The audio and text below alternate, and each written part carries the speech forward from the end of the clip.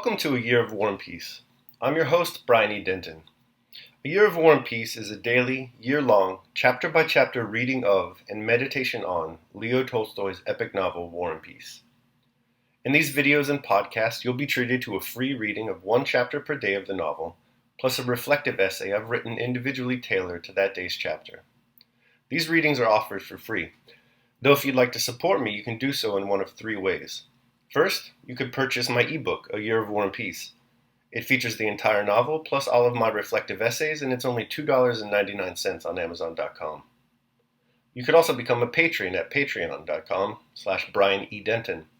If you sign up there, you'll receive a sonnet once a month, plus a link to an ebook of my collected sonnets. Finally, if you like, you can make a one-time donation to my PayPal account. The email there is brianedenton@gmail.com. You can also use that email to contact me. I'd be happy to hear from you. Your support is greatly appreciated. Today's reading and reflection is on Chapter 93. Chapter 93. In the evening, Andrew and Pierre got into the open carriage and drove to Bald Hills. Prince Andrew, glancing at Pierre, broke the silence now and then with remarks which showed that he was in good temper. Pointing to the fields, he spoke of the improvements he was making in his husbandry. Pierre remained gloomily silent, answering in monosyllables, and apparently immersed in his own thoughts.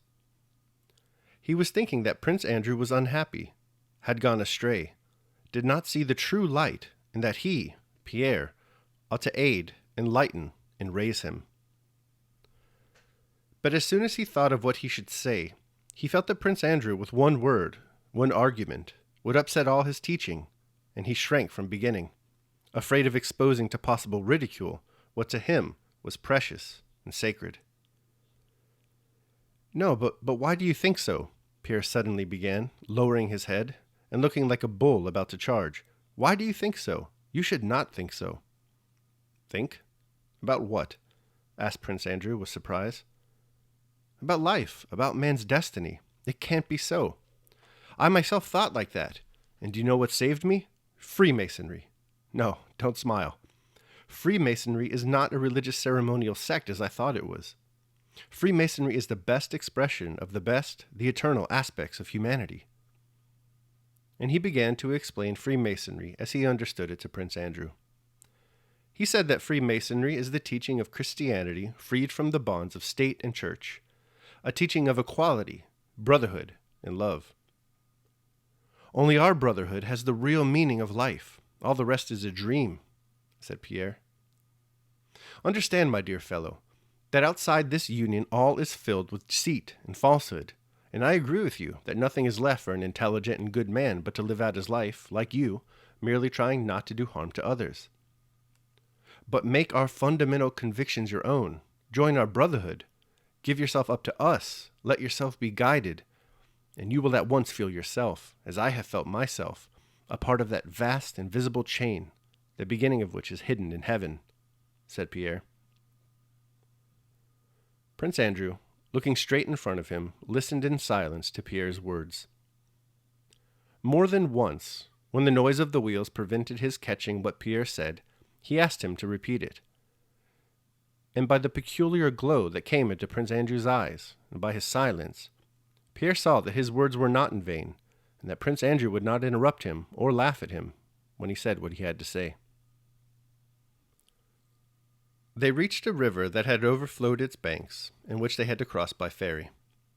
While the carriage and horses were being placed on it, they also stepped on the raft. Prince Andrew, leaning his arms on the raft railing, gazed silently at the flooding waters glittering in the setting sun. "Well, what do you think about it?"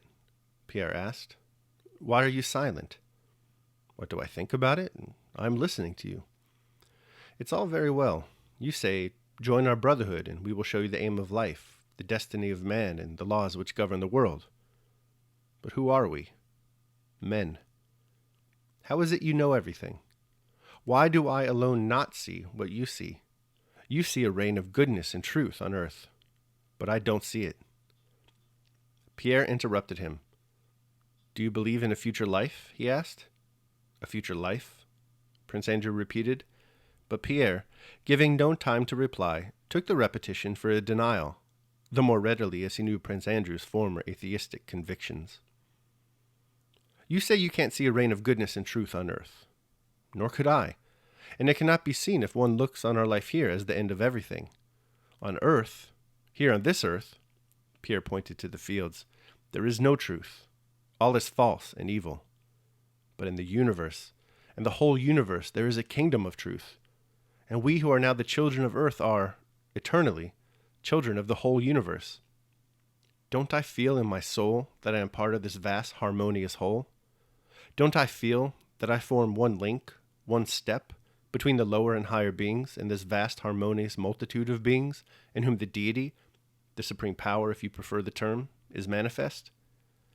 If I see, clearly see, that ladder leading from plant to man, why should I suppose it breaks off at me and does not go farther and farther?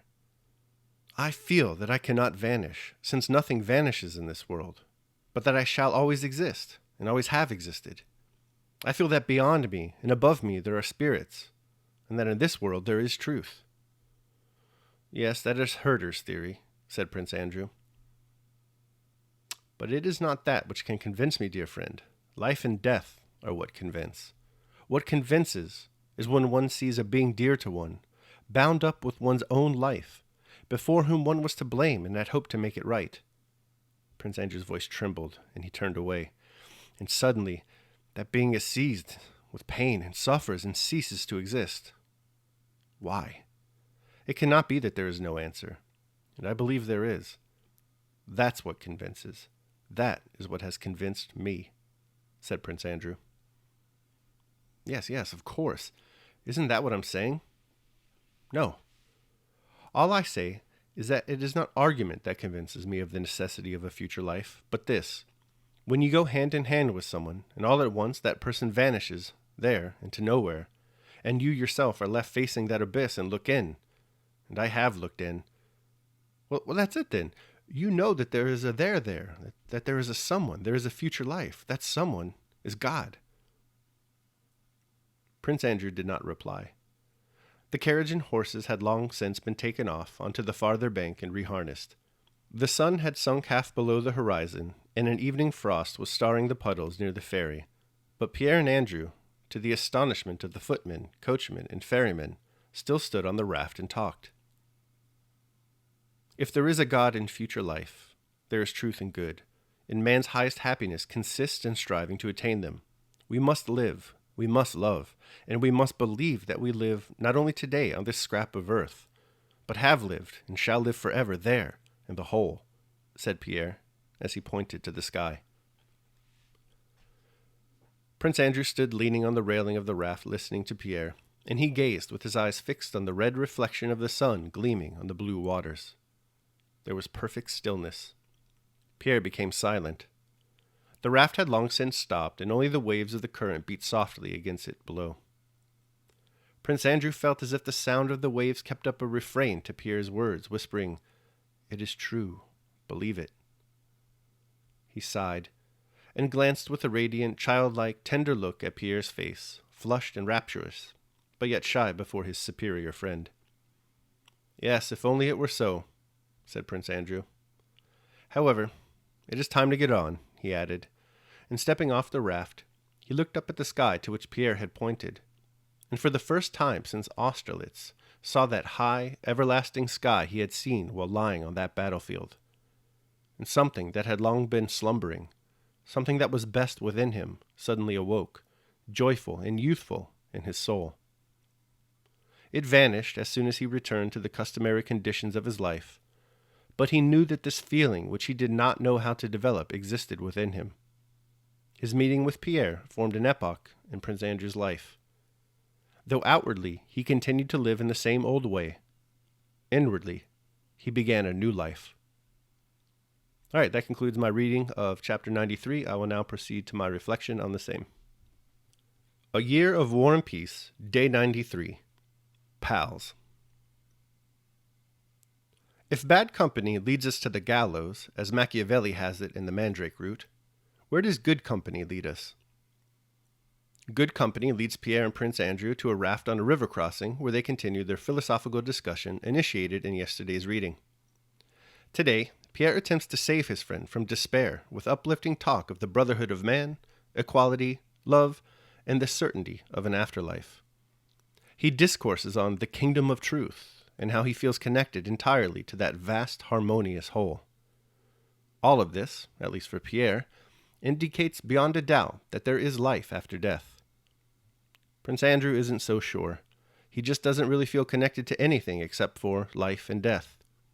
And those two subjects alone, Prince Andrew feels, are the answers to the hard questions of existence. He tells Pierre of his experience of losing his wife. When you go hand in hand with someone, and all at once that person vanishes there into nowhere, and you yourself are left facing the abyss and look in, and I have looked in. Pierre, spotting an opportunity, attempts to draw Prince Andrew closer to his view by agreeing and saying that this answer, this thing Andrew speaks of, is God. He says that it is man's duty to start living not only for this scrap of earth, but for God. To illustrate this point, Pierre points to the sky. Prince Andrew looks up to the sky and something moves in him. This is the first time since he lay dying at Austerlitz that he sees once again that great lofty sky of his. His soul is stirred. He feels a rush of joy and youthfulness. Though outwardly, Tolstoy writes, he continued to live in the same old way, inwardly he began a new life. This is certainly one of the more heartwarming chapters of the novel. Every year when I read it, I like to reflect for a few moments on the friends I have, and how they help me in times of need, just like Pierre does for Prince Andrew. Daily Meditation. For the man who is suffering many a trouble, there is no sure salvation except a good friend. Diogenes the Cynic. All right, so that concludes my reading and reflection on Chapter 93. I hope you liked it. Thanks so much for listening. Remember that if you'd like to support me, you can do so either by purchasing the ebook, A Year of War and Peace, becoming a patron at patreon.com, or making a one-time donation at PayPal. The links to all that are below. Your support is greatly appreciated. Tomorrow we'll be reading and reflecting on Chapter 94. I hope you'll join me. Until then, take care of yourselves and others.